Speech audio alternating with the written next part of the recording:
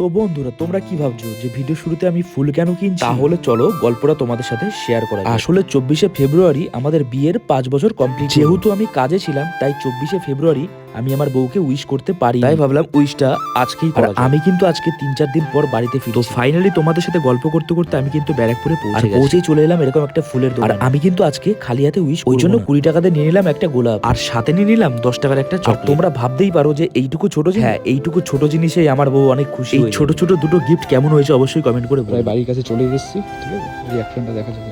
কি রে, তুই দাঁড়িয়ে আছিস কেন? তোর জন্য দাঁড়িয়ে আছি, তুই আসবি তাই জন্য দাঁড়িয়ে আছি। তাই এটা কি? চল ভেতরে ওটা বলছি। এটা কি? এটা কি জন্য জানতে পারি? এটা কি জন্য জানতে পারি? ধর, আরে বলবি তো কেন? ধর না। Thank you. 5 বছর পূর্ণ হলো। Thank you, thank you. আমি তো জানি তোমার মানে মনেই নেই। 24শে ফেব্রুয়ারি হয়ে গেছে, আজকে 27শে ফেব্রুয়ারি। মানে আজকে এসে বলছি, কাজের জন্য প্রায় 3-4 দিন বাড়িতে ছিলাম না। বাইরে ছিল, আমি তো জানি তো আমার বরের মনেই নেই। ও আরেকটা জিনিস আছে, এটা কি আছে? এটা কি আছে? এটা কি?